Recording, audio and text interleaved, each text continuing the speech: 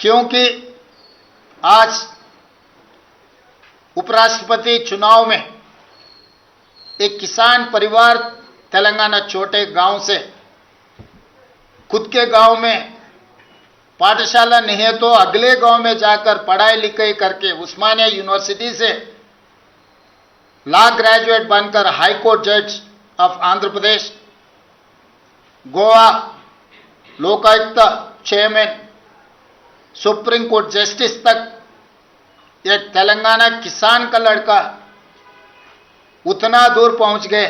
आज India alliance justice Sudarshan Reddy को अपने तरफ से उम्मीदवार बनाए।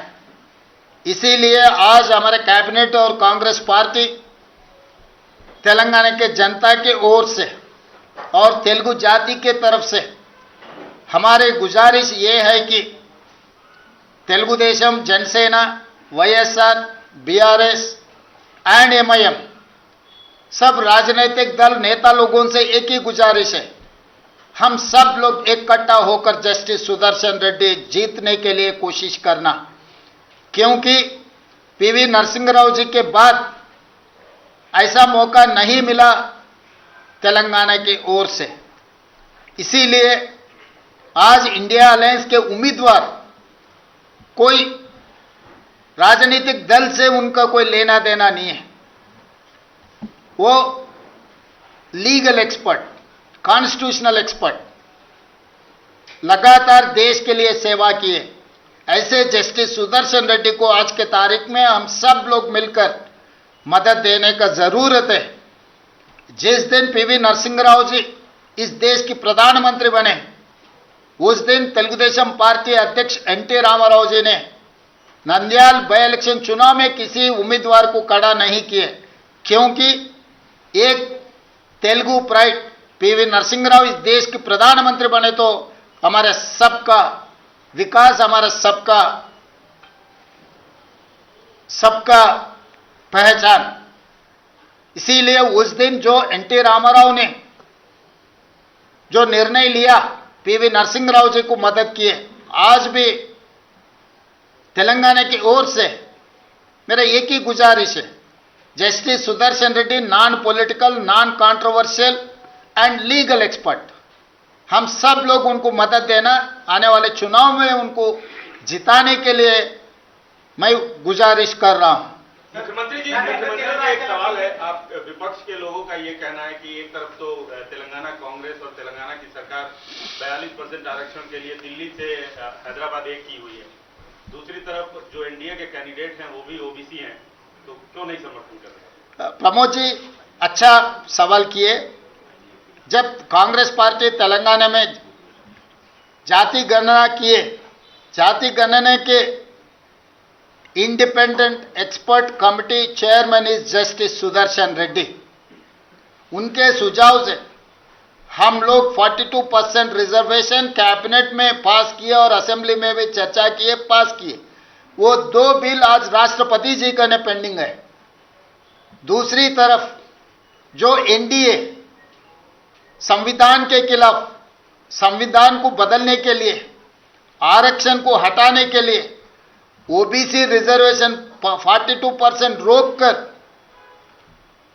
ओबीसी को अन्याय करने के लिए जहां पर कोशिश कर रहा है, उनके उम्मीदवार राधाकृष्णन पर justice Sudarshan Reddy independent expert committee chairman for OBC reservation, उनका जाति नहीं है, उनका निर्णय ओबीसी पक्ष में है।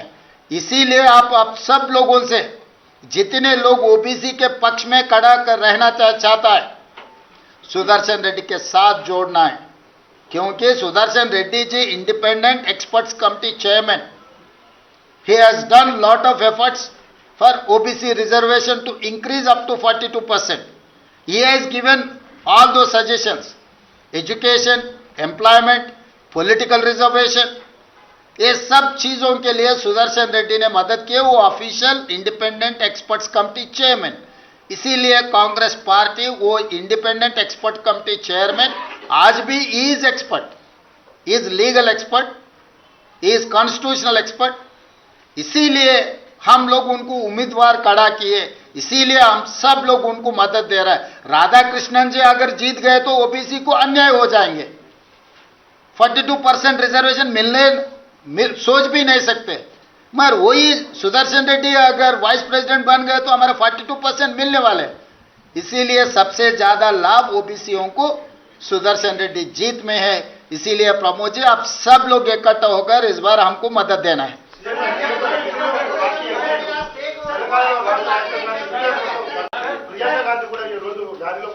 ఈ రోజు దీనికే పరిమితం అవుతున్నాం। आशीष जी आप क्या अभी जैसे आपने पार्टी का नाम लिया, नेबरिंग स्टेट की party YSR Congress party TDP, क्या आप उनके नेताओं उनको अध्यक्ष को फोन करेंगे, उनको कन्विंस करने की कोशिश करेंगे और किन पॉलिटिकल पार्टीज के लीडर्स को आप कांटेक्ट करेंगे, आप उनको अपने पक्ष में वोट करने की अपील करेंगे? क्योंकि वाईएसआर कांग्रेस पार्टी ने एनडीए के पक्ष में अपना समर्थन जताया है, टीडीपी ऑलरेडी एनडीए के पक्ष में है। आप उनका नाम ले रहे हैं, क्या उनको फोन कर आप कन्विंस करने की कोशिश करेंगे? 21 तारीख सुदर्शन रेड्डी जी का नॉमिनेशन है। नॉमिनेशन होने के बाद हम लोग सबसे दिल्ली से सुझाव लेंगे। इंडिया गठबंधन क्या करना चाह रहा है कि इंडिया गठबंधन सुझाव लेके हम आगे रास्ता निकालेंगे।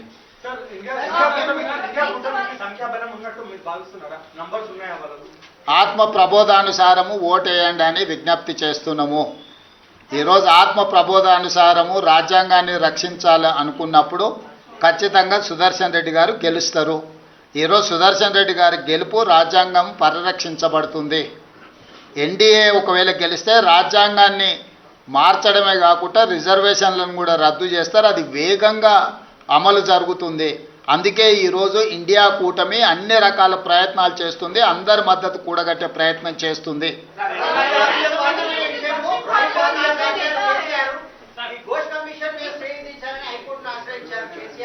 ఇప్పుడు రాష్ట్రపతి ఉపరాష్ట్రపతి రాజ్యాంగానికి సంబంధించినవి మాట్లాడుతున్నారు।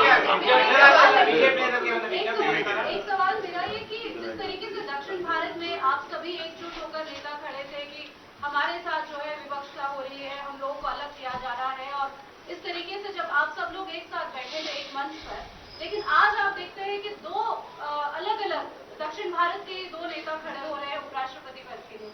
आपको नहीं लगता कि दक्षिण भारत की राजनीति में कहीं ना कहीं बंटवारा या फिर जो है आपको लगता है कि डिवाइड हो रहा है? नहीं, ऐसा नहीं है, क्योंकि दक्षिण भारत से जो भी प्रतिनिधि बनने वाले वो इंडिया पक्ष में रहना है। क्योंकि आज दक्षिण भारत को विभाजन करने में भाषा पे और प्रांत के नाम पे जो विभाजन करने वाले उनके खिलाफ लड़ रहे। हम देश को जोड़ने के लिए कोशिश कर रहे हैं। क्योंकि आज आप चुनाव में देख रहे हैं, इलेक्शन कमीशन का एटीट्यूड भी आप देखें तो महाराष्ट्र में 4 महीने में 1 करोड़ वोट जमा कर दिए। बिहार में अभी चुनाव है, कुछ कम 55 लाख वोट निकाल दिए। तो ऐसे समय पर जो संविधान को बचाने वाले हैं उनके साथ में जोड़ना है। ये नॉर्थ साउथ की मामला नहीं है, ये संविधान की मामला है। संविधान को आगे लेकर जाना है। इसीलिए हम लोग ये हमारा सबसे एक ही गुजारिश है, इंडिया गठबंधन बंगाल में है, दिल्ली में है, गुजरात में भी है, सब जगह में है। तो ये सवाल नॉर्थ और साउथ का नहीं है। ये सवाल ऐसे है कि संविधान बचाने वाले, संविधान को हटाने वाले के बीच में ये चुनाव है। तेलंगाना वर्सेस तमिलनाडु है? नहीं, ये तेलंगाना वर्सेस तमिलनाडु नहीं है। संविधान को बचाने वाले, संविधान को हटाने वाले दोनों के बीच में ये चुनाव लड़ाई हो रहा है। तेलुगु वाले पूरे कॉन्स्टिट्यूशन बताने के उसमें। सर, आप टीडीपी और जनसेना को अपील कर रहे हैं कि सुदर्शन रेड्डी जी को सपोर्ट करें, लेकिन आज सुबह नारा लोकेश जी जो है वो सीपी रामाकृष्णन जी को मिले थे और उन्होंने एनडीए को सपोर्ट किया है। जब तक तो जस्टिस सुदर्शन रेड्डी का नाम डिक्लेयर नहीं हुए, जब मल्लिकार्जुन खड़गे जी अनाउंस करने के बाद ये सब सारे हो रहे हैं। इसीलिए हम लोग क्यों अभी इमरजेंसी प्रेस मीट लगाए, इसीलिए अभी वोट बहुत दूर है। अभी जो मदद दी है अभी तेलंगाना के लिए और तेलुगु के लिए एक प्राइड है। इसीलिए वो लोग फिर रीअसेसमेंट कर लेके वो उनका एसोसिएशन जहां पर भी हो, ये चुनाव नॉन पॉलिटिकल के वोटिंग के लिए हम मांग रहे हैं।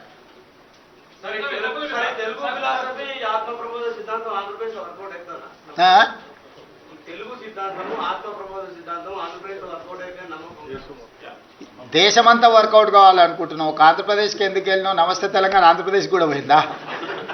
మొత్తం దేశంలోనే ఆత్మ ప్రబోధానుసారం ఓటేయమని విజ్ఞప్తి చేస్తున్నాం. Sir, can I ask you a question? Yes, please. Sir, this proposal went from you or the proposal? Which one? The appointment of President? This is India Alliance proposal. This is not from Congress party. He is from Telangana also. Yes, He might have played some role in this. I wanted to appreciate India Alliance.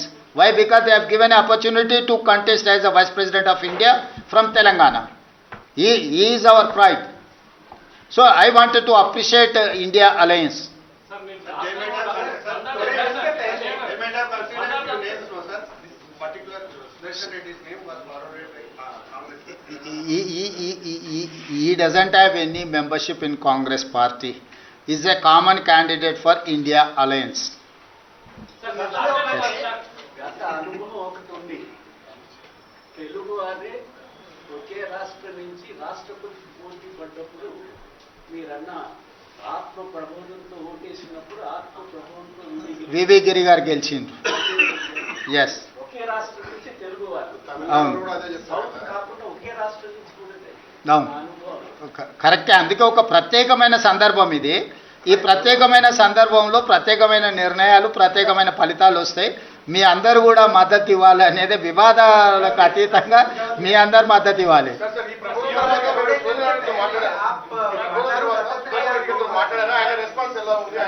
ఇక వారి response వారే చెప్తారు. ఇప్పటి వరకు మా విజ్ఞప్తి వరకే పరిమితం అవుదాం.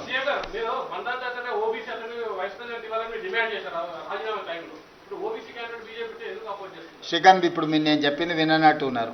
మేము తెలంగాణ రాష్ట్రంలో మొత్తం జనాభా లెక్కలేసి బలహీన వర్గాల లెక్కలు తేల్చి బలహీన వర్గాలకు 42% రిజర్వేషన్లు ఇవ్వాలని నిర్ణయం తీసుకున్నది ఇండిపెండెంట్ ఎక్స్పర్ట్స్ కమిటీ సూచన మేరకు. ఆ ఇండిపెండెంట్ ఎక్స్పర్ట్ కమిటీ చైర్మనే జస్టిస్ సుదర్శన్ రెడ్డి. ఆయన బలహీన వర్గాల గొంతుక. ఈరోజు ఎన్డీఏ ప్రతిపాదించిన అతను రాజ్యాంగానికే వ్యతిరేకం. రాజ్యాంగాన్ని మార్చాలని, రిజర్వేషన్లు రద్దు చేయాలని, 42% రిజర్వేషన్లు రాష్ట్రపతి దగ్గర పెండింగ్ ఉన్న బిల్లులను అడ్డుకుంటున్న మోడీ ప్రతినిధి. సో బలహీన వర్గాలకు సంబంధించిన వ్యక్తి, బలహీన వర్గాలకు అండగా నిలబడే వ్యక్తి. సో బలహీన వర్గాలకు అండగా నిలబడే వ్యక్తి జస్టిస్ సుదర్శన్ రెడ్డి. రీసెంట్గా ఆయన ఇండిపెండెంట్ ఎక్స్పర్ట్స్ కమిటీ చైర్మన్గా బలహీన వర్గాలకు విద్యలో, ఉద్యోగాలలో, రాజకీయాలలో ఏ విధమైన రిజర్వేషన్లు అందించాలనో ఒక గొప్ప సూచన చేసిన వ్యక్తి. కాబట్టి బలహీన వర్గాల పక్కన నిలబడ్డ జస్టిస్ సుదర్శన్ రెడ్డి గారు పక్కన నిలబడడం అనేది మనందరి యొక్క నైతిక ధర్మము.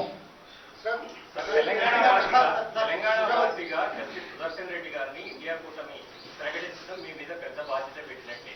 దానికి ఎలాంటి ప్రణాళికతో మద్దతు కూడగట్టే ప్రక్రియ? ఇగో ఇదే ప్రణాళిక. అందరు ఇంతమందిని కూడగట్టి ఈరోజు మీ అందరి దగ్గరకు వచ్చి మొదటి మిమ్మల్ని విజ్ఞప్తి అప్పీల్ చేయడం ద్వారా ఈరోజు మొదటి అడుగు ముందుకు వేసినాం. అందుకే ఒక్క నిమిషం కూడా ఆలోచన చేయలే, ఎంబడే నిర్ణయం తీసుకొని ముందుకు వచ్చేసినాం. పార్టీలు ప్రపోజ్ చేశారు కదా, మీరందరూ వేయింది. వాళ్ళందరినీ నేరుగా మీరు కలుస్తారా, లేకపోతే ఇండియా కూటమి ప్రతినిధులతో కలిపి మీరు అంతా కలుస్తారా? ఇప్పుడు 21 తారీఖు రోజు జస్టిస్ సుదర్శన్ రెడ్డి గారి నామినేషన్ ప్రక్రియ పూర్తవుతుంది. ఆ తర్వాత ఇండియా కూటమిలో కూర్చొని చర్చించుకొని భవిష్యత్ కార్యాచరణ ఏ విధంగా ఉండాలనో అందరి సలహా సూచనలు తీసుకొని ముందుకు వెళ్తాం. మొట్టమొదటి ప్రయత్నంగా మన వాళ్ళందరికీ నేను విజ్ఞప్తి చేస్తున్నాం, మనందరం ఒకటిగా ఉందాం, మన వాడిని గెలిపించుకుందాం. సింపుల్. దీంట్లో ఇంకా వేరే శశపిశలకు తావులేదు. ఎన్టీ రామారావు గారిని ఆదర్శంగా తీసుకొని ఆనాడు పివి నరసింహారావు గారి దేశ ప్రధానమంత్రిగా ఉన్నప్పుడు ఉప ఎన్నికలలో నంద్యాలలో ఎన్టీ రామారావు గారు ఒక స్ఫూర్తిని, రాజకీయ స్ఫూర్తిని, విజ్ఞతను ప్రదర్శించి పివి నరసింహారావు గారిని గెలిపించారు. ఈరోజు ఎన్టీ రామారావు గారిని స్ఫూర్తిగా తీసుకొని అందరూ కలిసికట్టుగా జస్టిస్ సుదర్శన్ రెడ్డి గారికి అండగా నిలబడాల్సిందిగా మేము విజ్ఞప్తి చేస్తున్నాం. ధన్యవాదాలు.